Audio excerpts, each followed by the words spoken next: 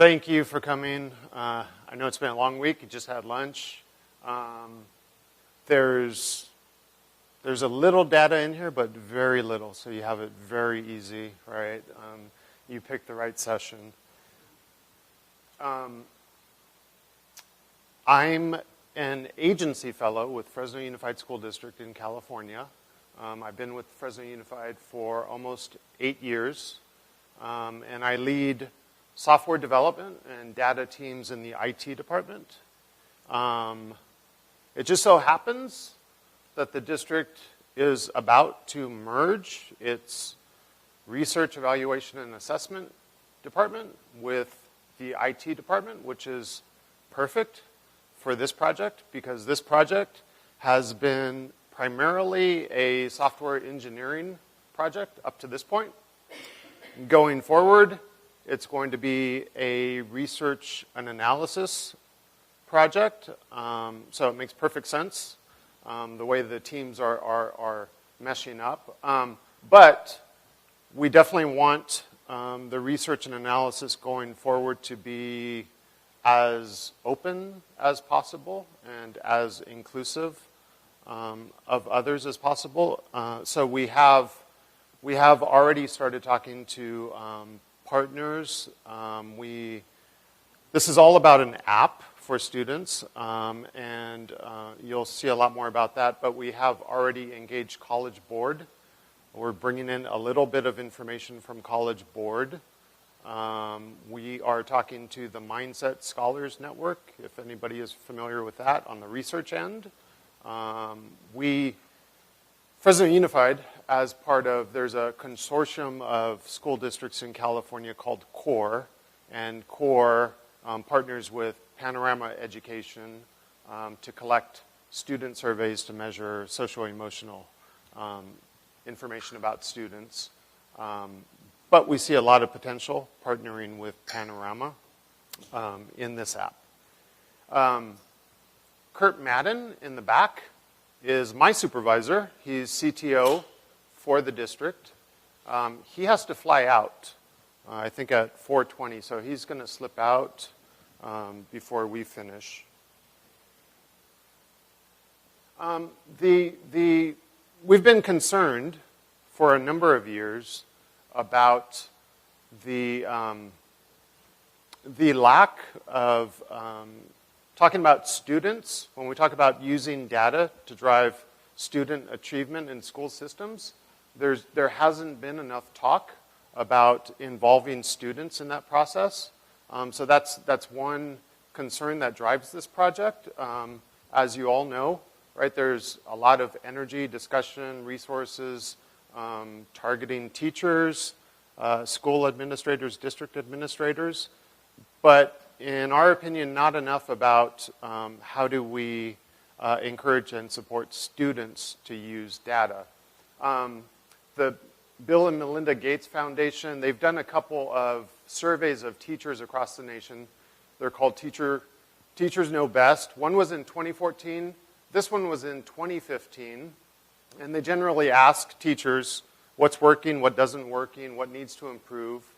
And in the 2015 survey, they did call out teachers across the nation that data is inaccessible to students and does not allow students to take control of their own learning. So we feel that our opinions, our feeling that we need to do more for students is backed by teachers across the country. Just a little background.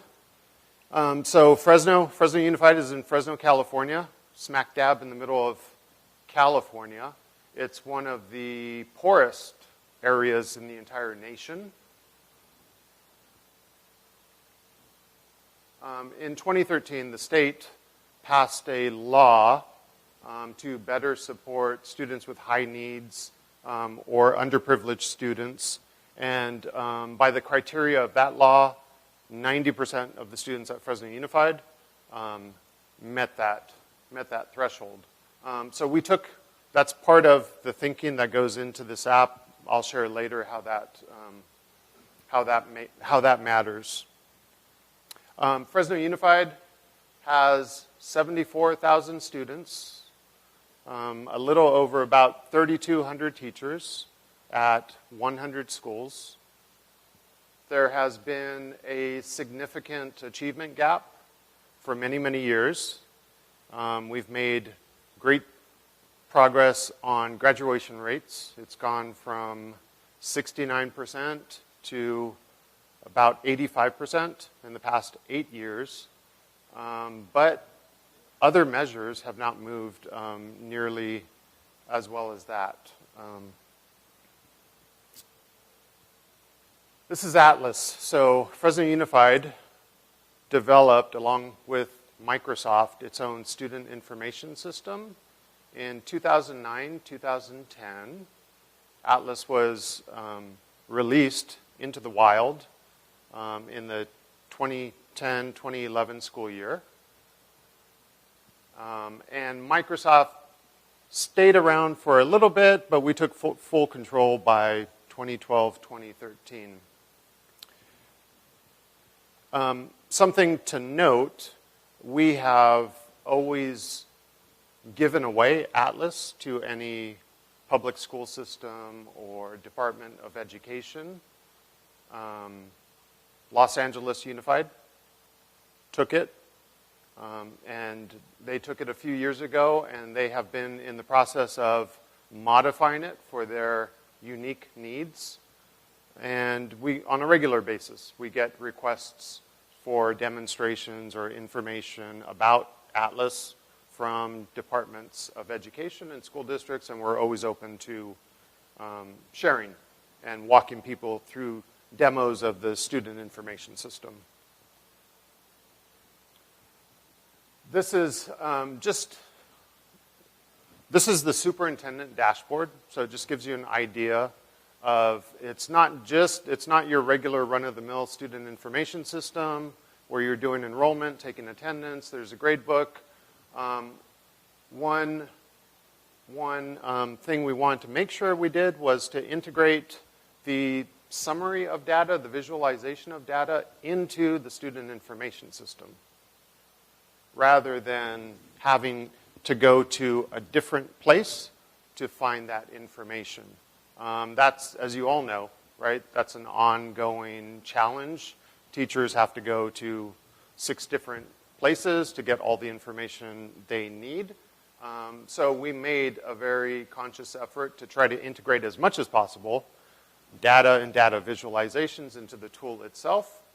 So the superintendent, he or she, has access to, at the district level, and can dive down into the regions and the particular schools and can look at schools from the perspective of a principal. This is the principal dashboard. So the superintendent has a roster of schools and principals. The principal dashboard has a roster of teachers and can see some metrics for the teachers as well as their students. Likewise, the teachers have a roster of their students. Whoever, when you log in, right, depending on who you are and what role you have, you see different things. I'm logged in as myself, so there's some things I may see that a teacher does not, or vice versa. This is actually the teacher's attendance roster. This is where they take attendance, right? So this ensures that every single day, in every period, a teacher is looking at these measures, which we think are important, as they take attendance. If I were a teacher, there would be a few more buttons here to mark students present or absent.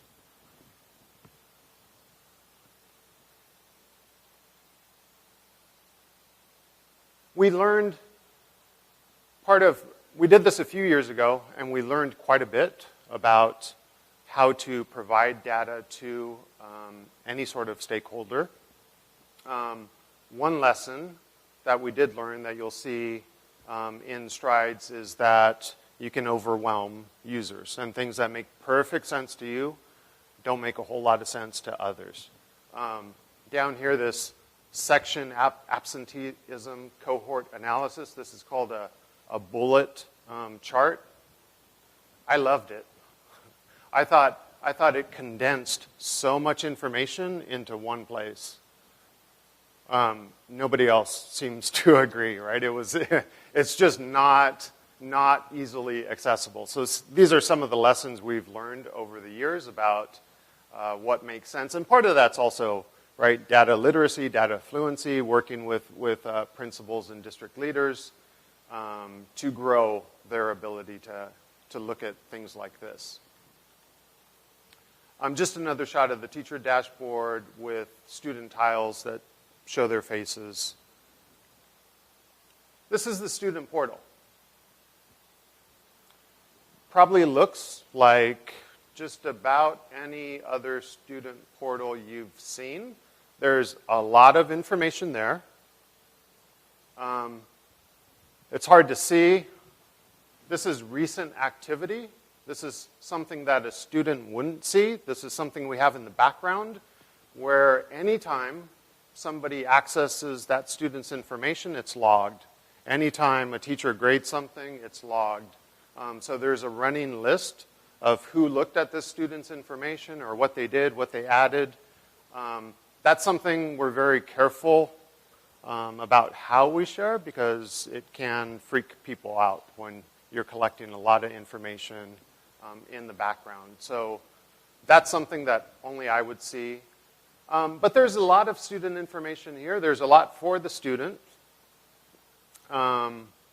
So the complaint about data is not accessible, right, to students, we could pat ourselves on the back and say, what do you mean?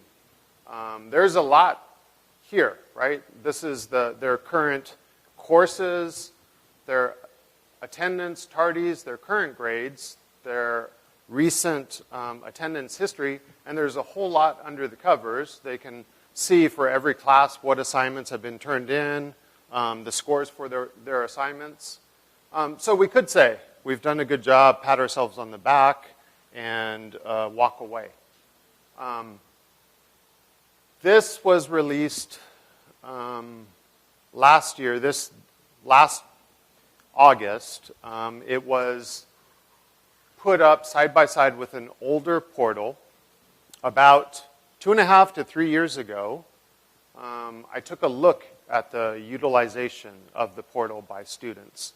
And for the most part, it's secondary students, and we'll talk about that. Secondary students are the ones that typically access the portal. So I took a look at the rates of utilization, and it was horrible. Horrible. It was 6%, right? 6% of secondary students would access the portal in any given month, right? Just terrible utilization. So making data accessible to students is not enough. I think we did figure out some things about why the utilization was so poor, and there's some easy, sometimes it's the easy things, the little tweaks that make a lot of difference. This is something we didn't build. This is called Strava. It's a social network for athletes. I've been using it for 5 or 6 years. I cycle, I run. This was around before Fitbit, before the Apple Watch.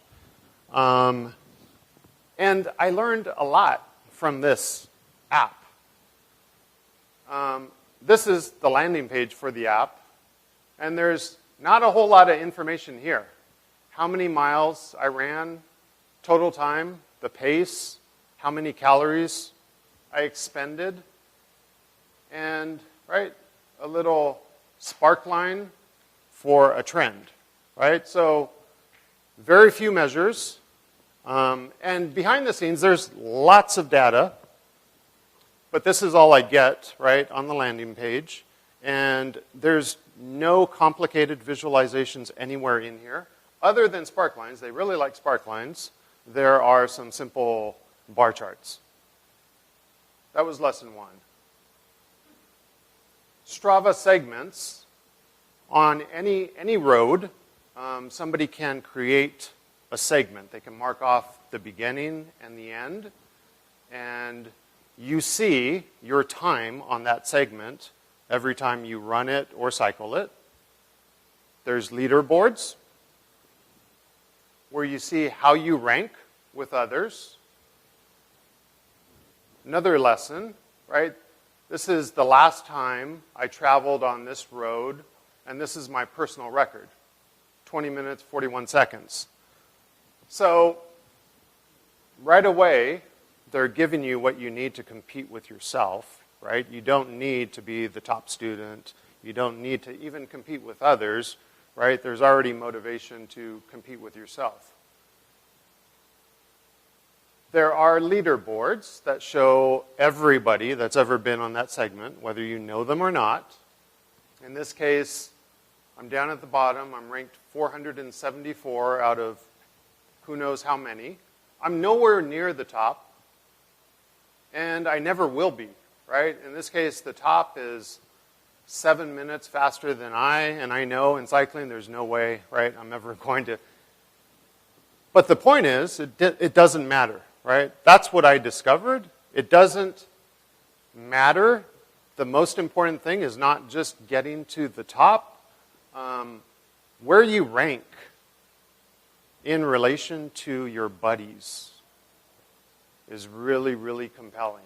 So when friends all upload their data, right, we're not talking about, so who's closest to the top, right? It's about, did I do better than you, or you better than I, right? It's all about that. They also have this thing called King of the Mountain or Queen of the Mountain. And that's the person, right? You see the little crown for Adrian Costa. He's King of the Mountain, right? And he's got this little badge. And if you are close to the top, if you ever do get King of the Mountain, Queen of the Mountain, and you can by going out to somewhere nobody rides and just create your own segment. We do it all the time. It means a lot. It means a lot to you, and you do get notified when you lose that status. So this has been very, very motivating for a lot of people, right, to an extreme degree. In 2012, there were 2 deaths related to this. In both cases, individuals were trying to set a new personal record or trying to become king of the mountain. One was just trying to beat himself on a downhill. Another in San Francisco was doing the same. And one person just crashed on his own, passed away. Another person hit a pedestrian and killed the pedestrian.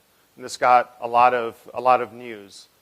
But the point is here, right, just the power, right? The power of giving this to people and the way it affects, the way it motivates people. So this got me thinking about, wow, right? How do we give something like this to students, and would it have anywhere near the same power to move them?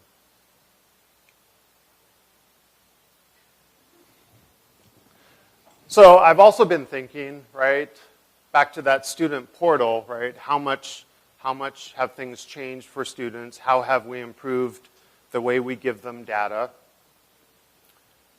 This report card is from 1960-61. The first report card in the US, does anybody know where it started? No? Uh-oh. Nobody knows. You want to take a guess? It was a university. Harvard. Did she say it? So, Harvard, the first report card, students, every single day, they got a score from 0 to 8, which is actually probably better, right, than a grade and a count of absences, right, 4 times a year.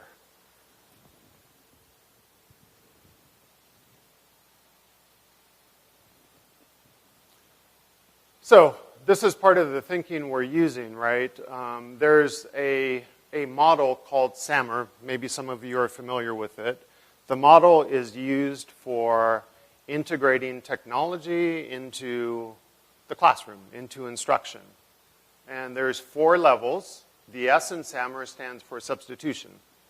And it's simply when you're substituting something that used to be analog tactile with something that's digital, right? And digitizing content is the most obvious example.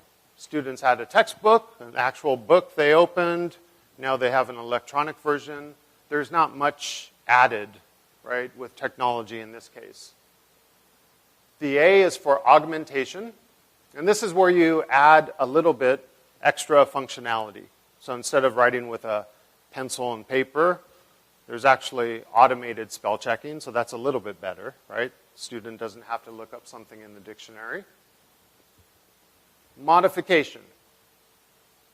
You're starting to redesign the experience or the task. Online collaboration. A bunch of students online with Google Docs or a Word doc where they're all commenting or changing the language is an example of modification.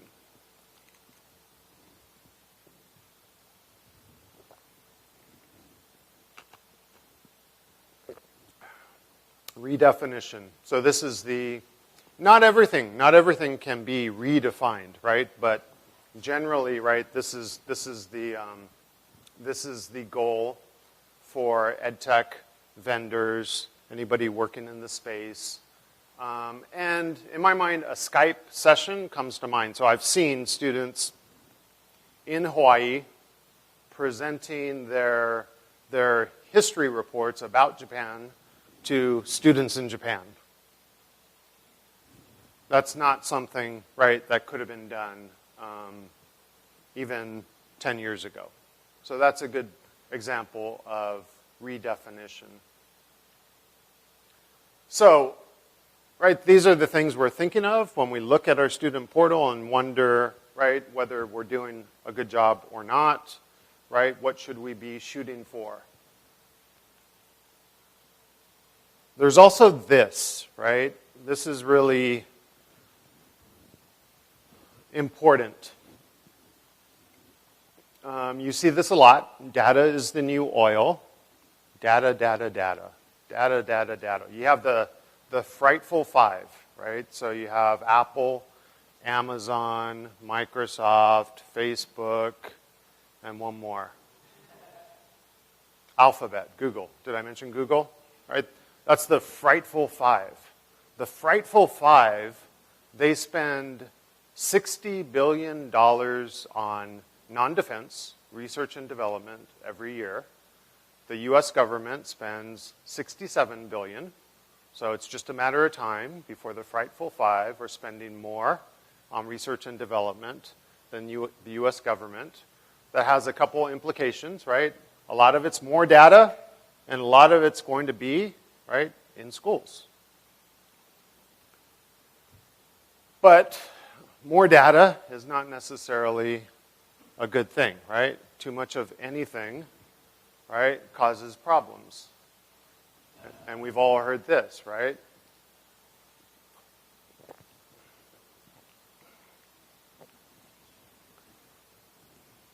So this is one of my Herbert Simon, probably, I don't know, has anybody heard of Herbert Simon? One of my heroes. So this guy started he did many things. He was a great thinker. He started in economics, and he was also really focused on designing organizations for efficiency. He coined the word satisfice, so I already give him kudos for that. He won the Nobel in economics in 1978, and that was 2 decades after he left that field. So he was way, way ahead of his time. And this is one of his quotes. "A wealth of information creates a poverty of attention."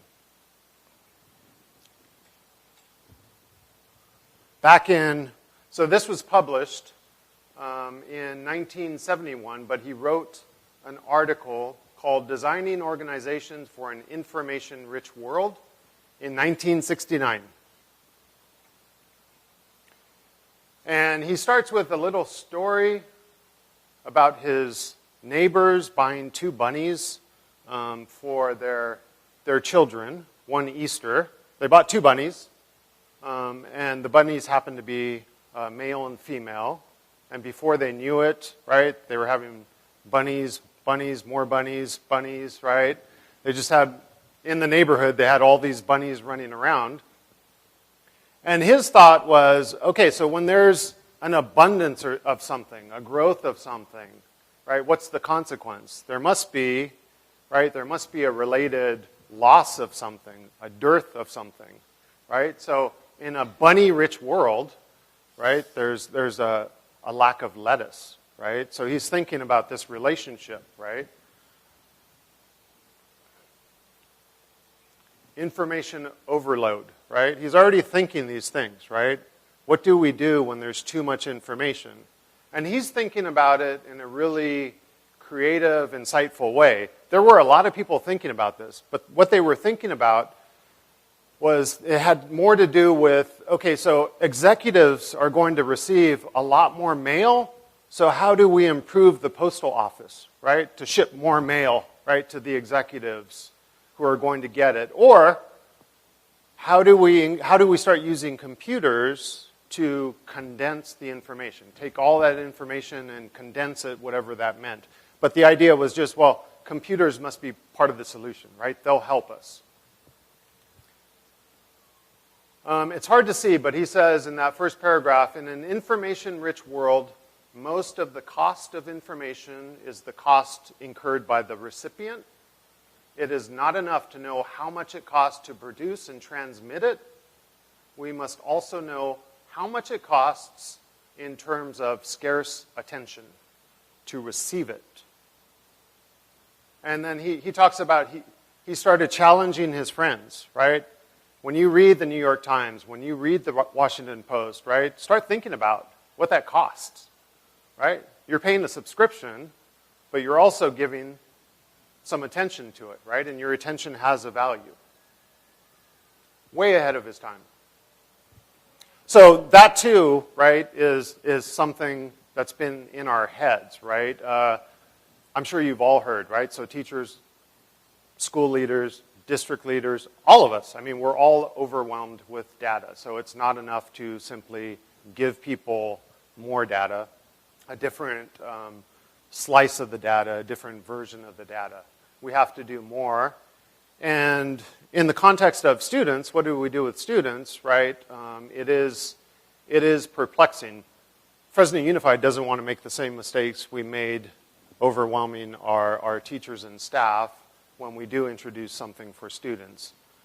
So Herbert Simon, I mean, what he landed on is there had to be some sort of filtering. You have to filter the data, and it makes kind of perfect sense, but it's easier said than done, right? How do you to filter? You have to really pick what's useful, right, and discard something that isn't. He was thinking more in an organization. Certain data, right, should be directed to certain departments instead of all the data goes to all departments, right? So in an organization, that's how you filter it. For individuals, it's actually what's important and what's not. And at times, everything's that important, but we can't absorb everything. So in the case of students, we're headed in the direction more compasses than maps. Because in learning, in education, there's no one right way to do it. A map, right, implies terrain and an ideal route for everybody. And that's not how education works. There's many ways for students to succeed. So if we're going to give them something to guide them, it should be something that's more of a compass than a map. So, right, if that's the case, what is that data? What is that data that if we had to, narrow it down to a few measures, right, to give students a compass, what would that be? Fortunately, there's been a lot of thought in this area. This is Alex Bowers. He's my faculty advisor. I'm sure everybody here has met him. And he wrote this article. I think this is one of his one-page research articles. And he landed on, let's see, students who are well equipped to engage in instruction of K-12 schooling. No, sorry. Recent research on grades has shown that the majority of what grades measure is student-engaged participation in the active schooling process. It is this engaged participation aspect of grades which most likely gives grades their strong predictive power of positive student outcomes.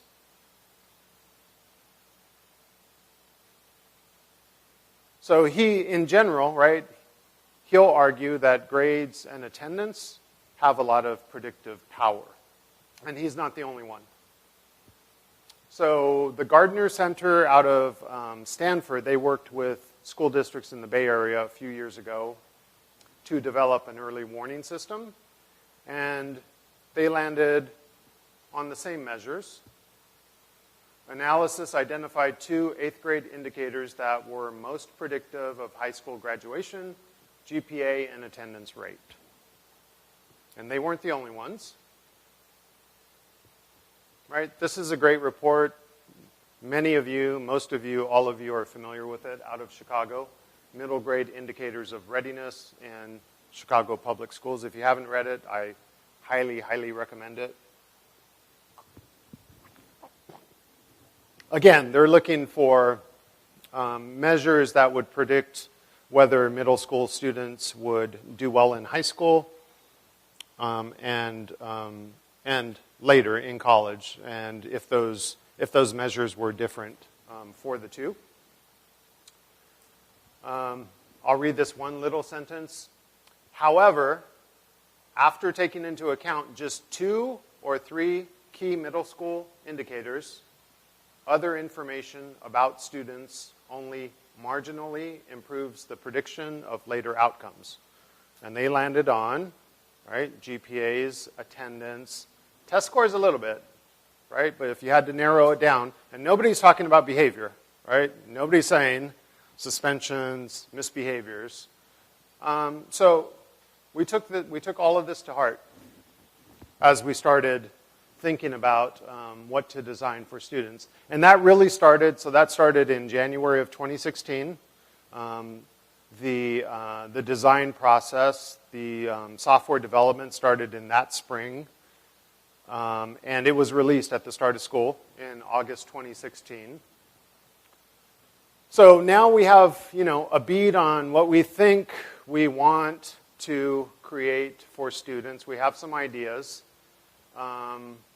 There's a lot more challenges, right? Some of them are just simply fear, right? You all, I'm sure, right, you're very familiar with public institutions that are risk averse and overcoming that inertia. Also, I mean, for all of this, we're not banking on anything. We're not assuming we have anything right. We subscribe to Elon Musk's, right, daily stance, right? He says you should wake up and just consider yourself wrong and hope by the end of the day you're a little less wrong, right? And that's our approach, right? And you heard from a speaker earlier, MVP, minimum viable product, is a way to test something without investing a lot of resources ahead of time. It's not something that school districts typically do, right? They see something that worked somewhere else in a different context and scale it out, right? Spray and pray. We didn't want to do that. There's no guarantees here. If anybody listens to hip hop, you might recognize this. Scared money don't make none. Another way to say it is you can't innovate and play it safe at the same time, right? You have to risk, you have to take risks, and that's not something school districts are comfortable with, most school district leaders. Kurt's different, fortunately. So also in this context of a minimum viable product, let's float something to see if it works, right? Let's do something small. Let's not make a big deal about it, right? Is this idea of a soft launch. And there's two objectives here, right? We're about to release an app to 74,000 students. We don't want a big deal made out of it because it's going to scare people. Some aspects of it are going to scare people. So we don't want that. We don't know if kids will like it, if they'll adopt it, enthusiastically adopt it. And we're pretty sure that if teachers introduce it to them and say, hey, use this, they're going to reject it. So we did have a soft launch where first day of school, it was released. We didn't tell anyone except the superintendent and the CAO. And I'm not sure when we told them. They were really cluing in on what we were telling them we were about to do, but that was okay. I mean, we told them, right? That was enough. And we crossed our fingers, right?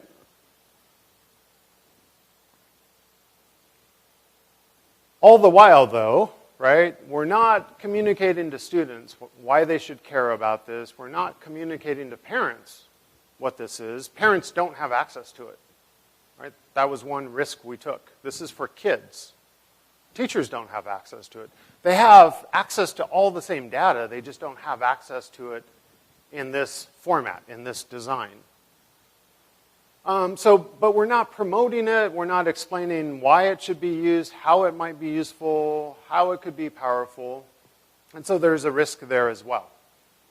Sliced bread, it took 15 years, right, before it became a thing, popular. It was out there. Nobody wanted it. It kind of freaked people out. Wonder Bread had to do some real, they had to apply some real marketing skill to get people to start buying sliced bread. It wasn't an immediate success. Lego almost went bankrupt, right, 10 years ago. And these days, I mean, it's hard to believe, right, that they were on the verge of bankruptcy.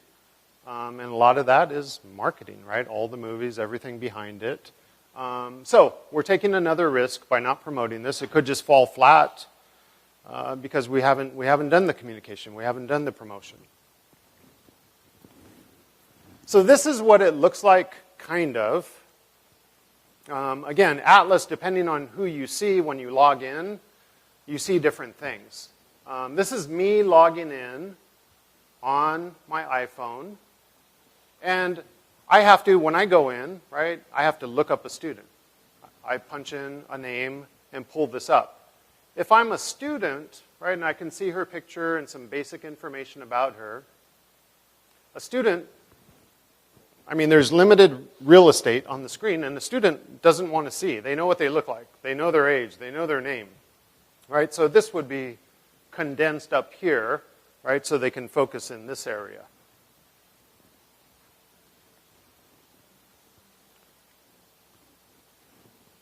This is the main, these are the main components of Strides. And again, this is the minimum viable product, right? So the minimum part is we're thinking, what could we give students, right? What's the minimum amount we could give students that they would engage in, that they would actually like, right? We have big dreams, right? We have all sorts of things that we could do, but and part of that was for the capstone project, right? So this was January of 2016, right? And by this time, I wanted some results, right? And so I have a software development team. They're not magicians, right? So they can't just create anything in 3 to 6 months. So part of it is, how much can we create between January 2016 and the start of the school year and still have something good enough that kids would embrace? But these are the core components, and there's a lot, just basically stolen, right, from Strava. I mean, I saw what worked. I applied it here. There's a lot of ideas that have been borrowed. So students, up here, this is attendance. May be hard to see. Simple GPA, and then portal activity, right? So this idea at the bottom was, okay, say you have a student who's doing really poor attendance-wise, really poor GPA-wise. At the very least, right, if they engage in information about themselves, right, they could set personal records, right? They could get kudos down here for logging into the portal and checking themselves. And that's what we want, right? This is all about sparking student agency by getting students, right, to use their own data for self-monitoring purposes. And so they have their current streak, they have their personal record.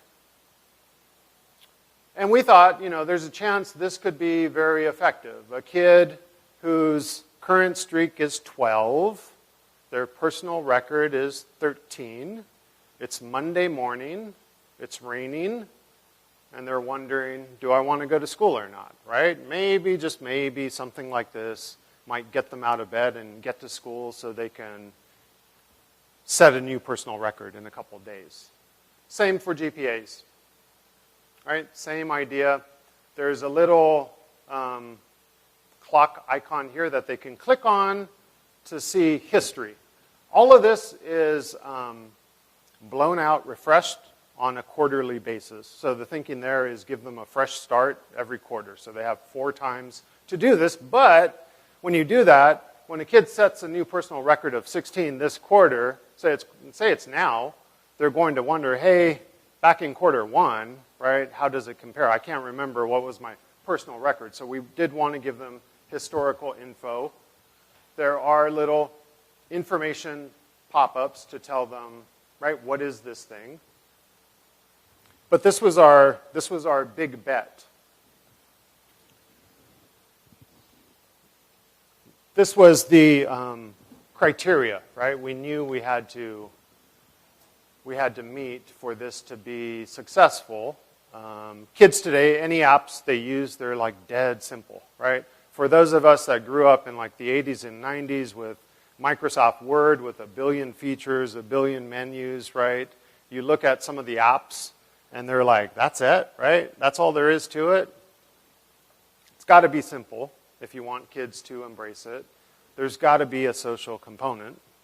There's got to be a social component. Setting a new personal record and you not being able to share that with your buddies makes it irrelevant, right? It just doesn't matter. But, talk students and social network, and you freak out people immediately, right? So we didn't just ignore that and not tell people. We were careful about how we integrated some social features into strides. Cellular, right? So this goes back to, one thing is we know it needs to be something they can use on a phone, right? If they have a phone. That was one problem with the old portal. It was really designed for tablets, laptops, desktops. If it doesn't work on a phone and a kid has a phone, right, that's a showstopper. Now, right, based on the socioeconomic status of most of our students, you can't bet that a kid will have a phone, right? But if they do, it has to work on that phone.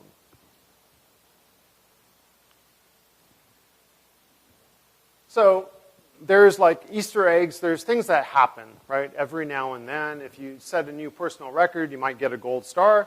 You might see a little, picture like this. And this is just something we continue to test and figure out.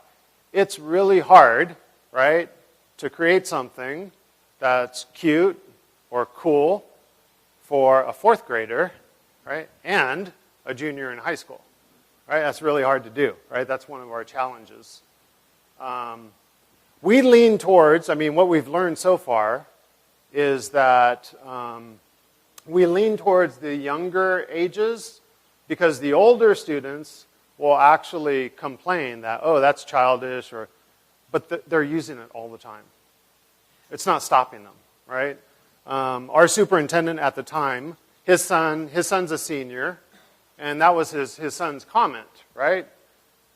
The superintendent asked him, what about this strides thing? Do you use it? And he was like, oh, that's for kids, right? And he's like, so why do I see you with your friends, right?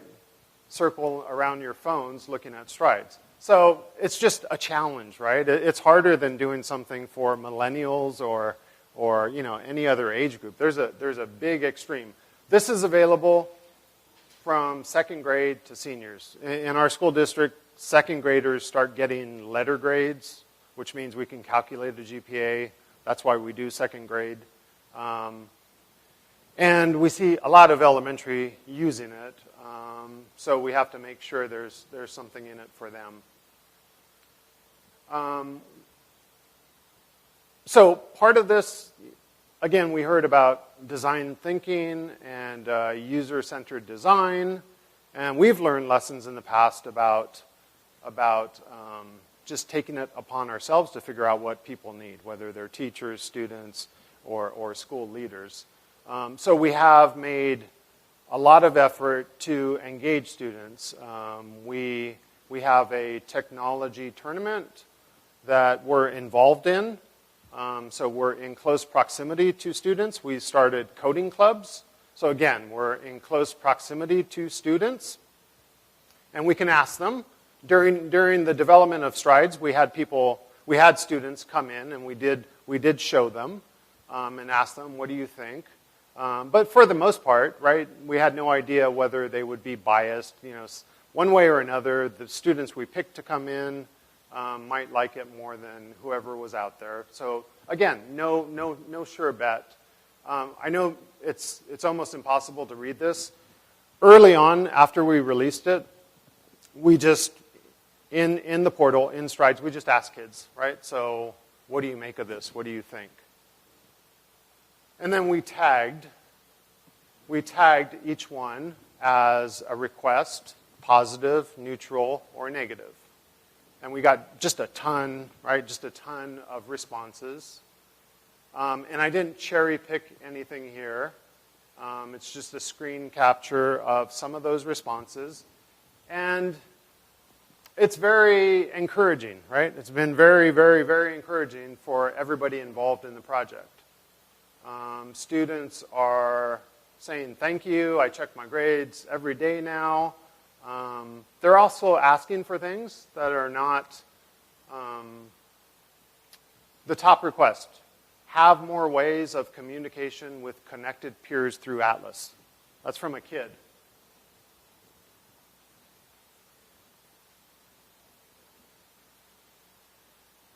I like how the Strides encourages students to check their grades more often. What does this mean? This is cool, I guess.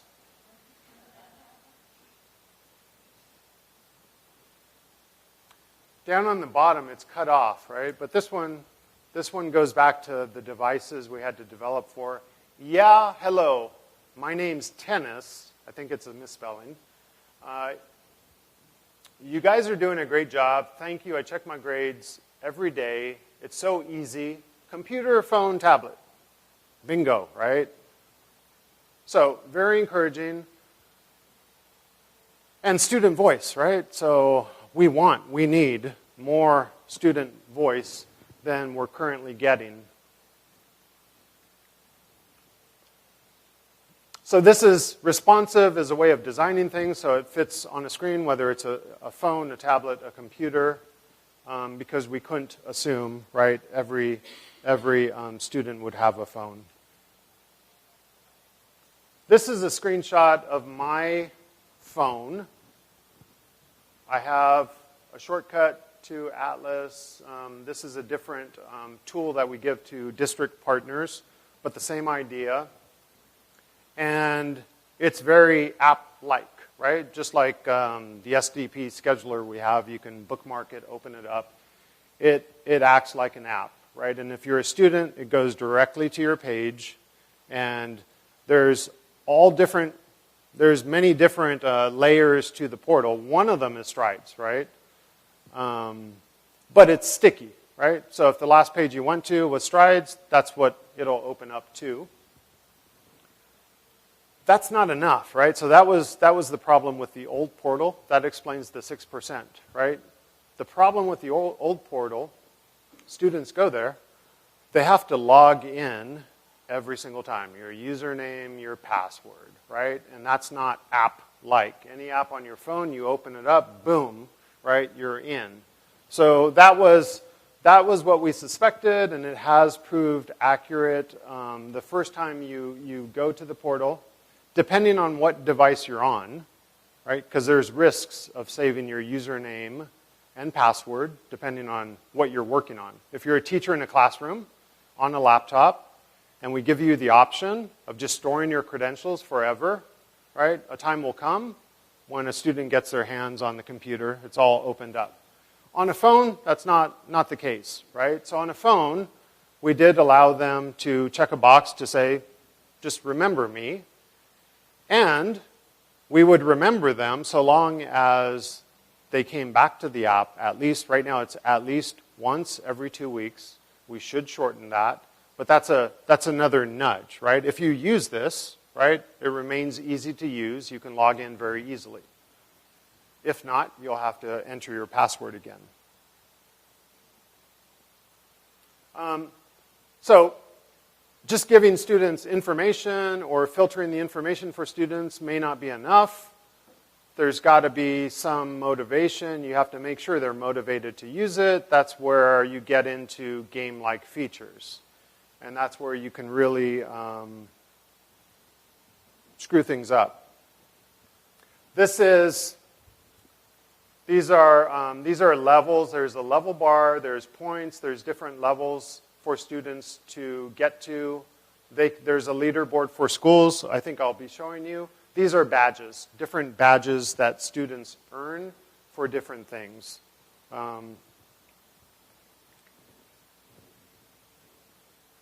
This is an attendance badge. It says 80% of success is just showing up.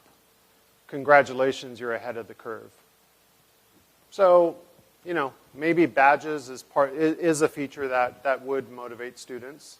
There's a leaderboard. This student is level 38. These are total points. This is how she stacks up at her school.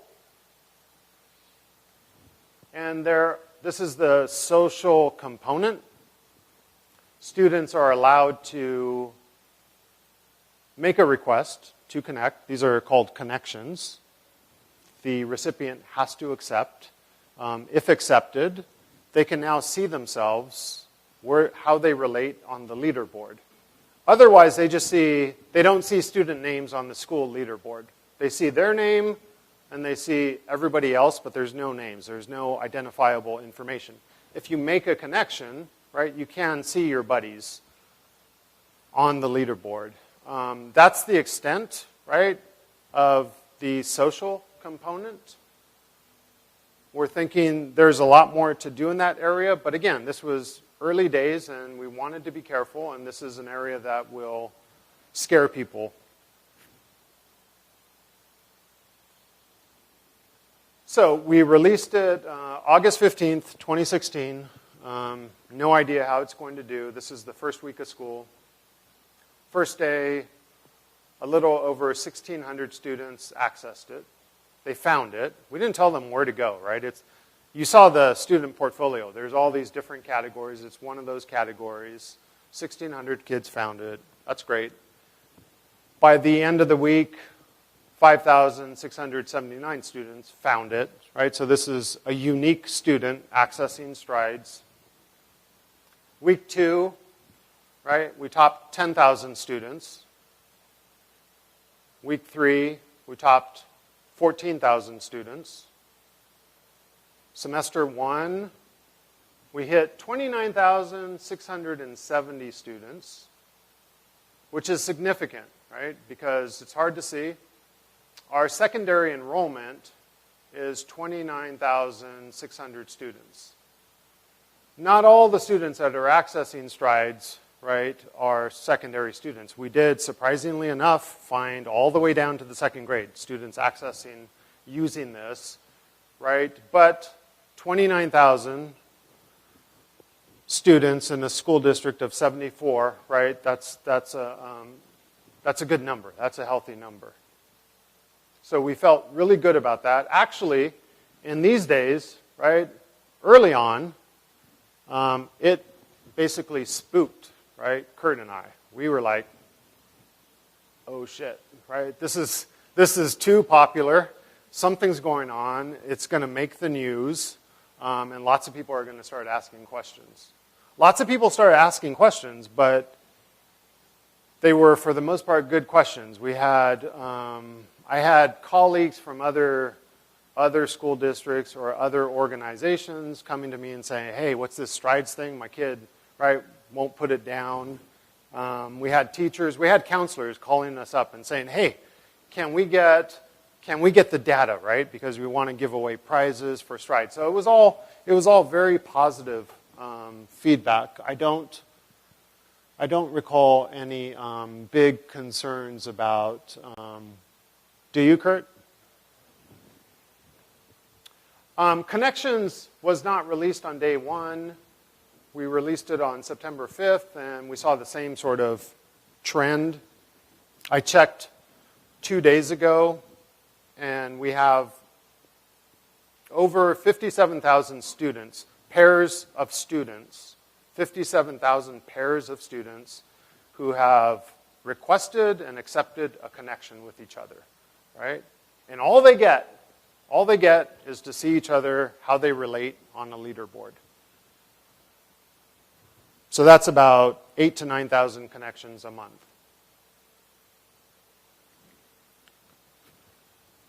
Hard to see. Don't expect you to read this.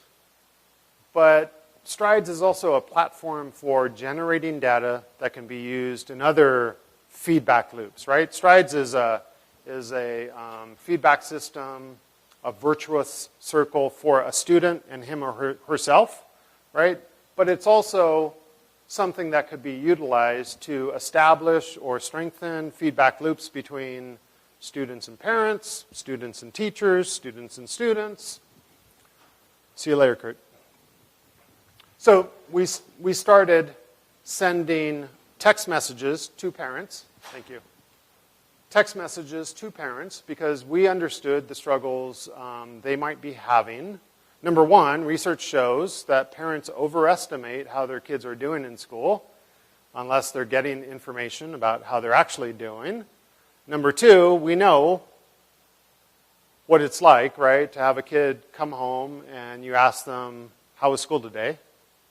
And you go, right, you don't get much, right? So we thought if we take this new data that's being generated about personal records being made by students and sent it home, right? Just randomly sent it home to parents in the form of, hey, conversation starter.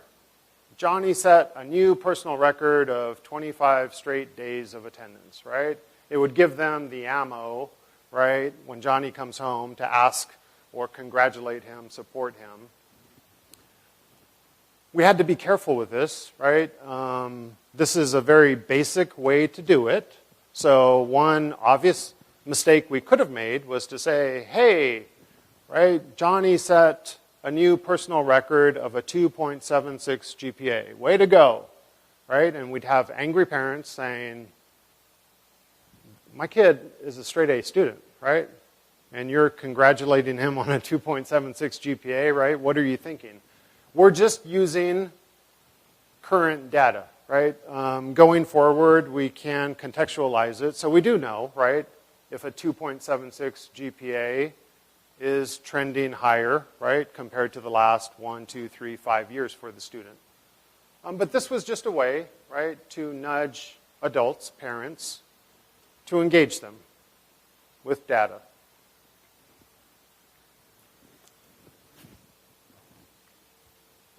As I mentioned, we partnered with the core, the consortium of school districts. It's 7 school districts, but it's LA Unified, San Francisco Unified, Sacramento, Fresno Unified, and a few others. They came together back in the NCLB days. We got a waiver, right? We basically said, we'll create we'll measure ourselves better than you can do, but we're still together and working on things. And we had a great deal of interest in social-emotional measures, so we partnered with Panorama to survey students.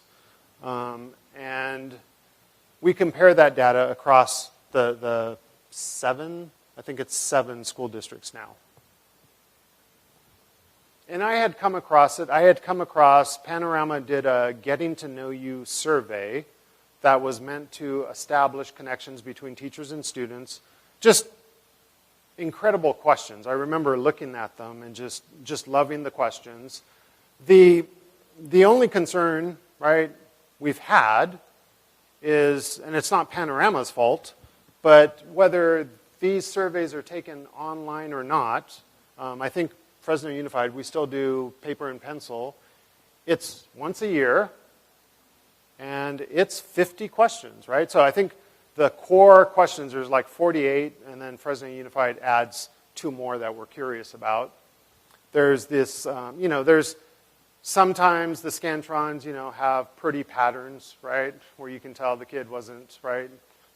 So you have those issues, even if they are, right, answering the questions after 10 questions, right? And this is given to, I think it's from 3rd grade to 12th grade, right? So once a year, 50 questions, right? It's hard to be satisfied with that's your source of student voice.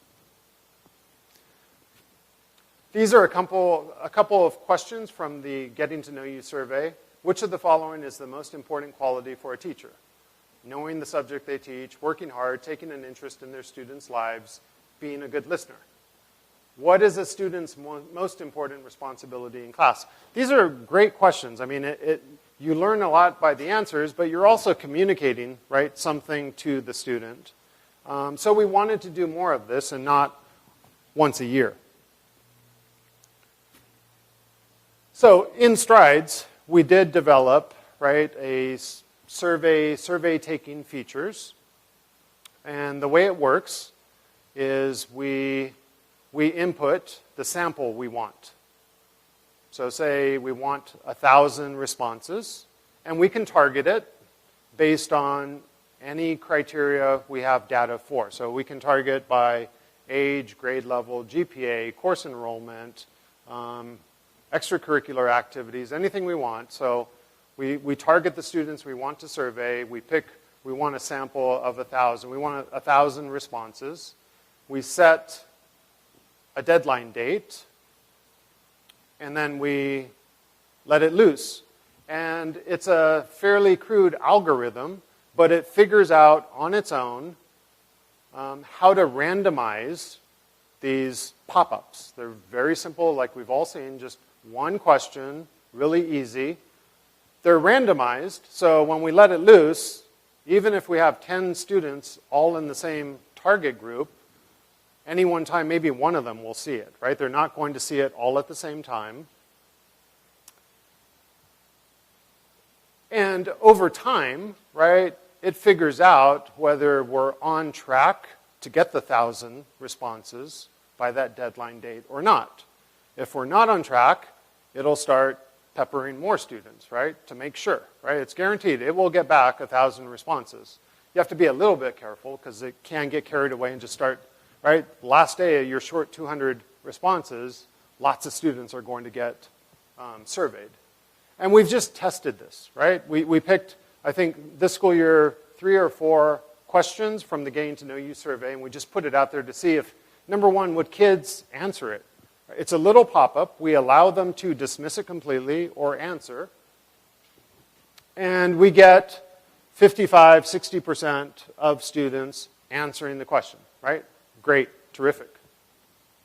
One question was, right, which of the following do you think is the most important for success? Collaborating, being organized, trying hard. Right, we just stumbled upon this. This is incredible data. Trying hard is not a great response, right? That's not something, it's not a learning strategy. It's not the optimum learning strategy for kids, just trying hard. Just a couple weeks ago, Stanford came out with this research article about, in a college setting, the impact that learning strategies have on college students. I think they found that college students employing a strategic approach to the use of study resources improved their exam scores by an average of 1/3 of a letter grade. They introduced an intervention that prompts students to think deliberately about how to approach their learning effectively with the resources available to them. So this is just a lucky coincidence that we found we have maybe a problem amongst our students. So Joseph Tussman, he was a professor at UC Berkeley, and he was an educational reformer. He had this quote, and this makes a lot of sense to us. So gaming the system is not a bad thing in our mind. You could call it navigating the system, and it makes sense, right? So every system has leverage points, and a large part of doing well in any system is figuring out where those points are and utilizing them. Leverage amplifies an input to provide a greater output, and every system has them. To know the leverage points is to know where to apply your effort. So this is what we're trying to do. We're also trying to find out from the use of strides and the information we're collecting, what are students relying on other than great teachers, right? What are the factors other than teachers? Because in our experience, we can't explain our success because we had a lot of great teachers, right? I went to school with people who had the same group of teachers, right? Some did well, some didn't, right? Teaching is not the only lever in a system. But students don't know that, don't know they should be learning how to take advantage of learning strategies. So you do have to gamify, and it's hard to do, right? Companies fail left and right. This is kind of old, but 80% of gamification, right, attempts in companies fails. Fortunately, we came across this gentleman, the author of this book, at, I think, South by Southwest, and we're very much enthused about his approach. He's a gamification expert. He argues that there are 8 core drives that you should be tapping to motivate people. So instead of thinking about game-like features, right, points, leaderboards, start with what is it, right, that you want them to do? What is the behavior you want to elicit? And then find game-like features that align with those motivations. These are we're running out of time. These are the 8 core drives: epic meaning and calling, saving the world, right, in a game, development and accomplishment, empowerment of creativity and feedback, ownership and possession, social influence and relatedness, scarcity and impatience, unpredictability and curiosity, loss and avoidance. So when you're designing something, you should be considering, and you don't have to have it well balanced, but you should have a strategy, right, for how you're rolling out these game-like features that align with these motivations. This is Facebook. This is Twitter. So we're in the process of making sure any game-like features we roll out, right, take that into consideration. Schools don't matter for self-motivated students. This is a very bright author. He wrote, some of you may have read Sapiens or Homo Deus. He has a background in medieval studies. And his point is that schools, when schools first started, books were rare, right? Information was rare. Violence was prevalent, right? So there's certain things schools were designed for that no longer really matter. And that today, especially today, there are resources, there are levers beyond the school that students can be using. Khan Academy comes to mind, many different resources out there. So what we're doing is trying to curate, even beyond the school system, right, those levers. This is hard to see, this is easier, right? We're working with Khan Academy, right, to integrate. If a student takes courses in Khan Academy, we'll give them points. We'll recognize that. Also right here, it shows points, right? You completed a course in Khan Academy, 6 points, right? So this is an open, right, platform, not just within the curriculum of a textbook, not just within, you know, a Microsoft or a Google ecosystem, not even within just a single school district. We want it to be as open as possible.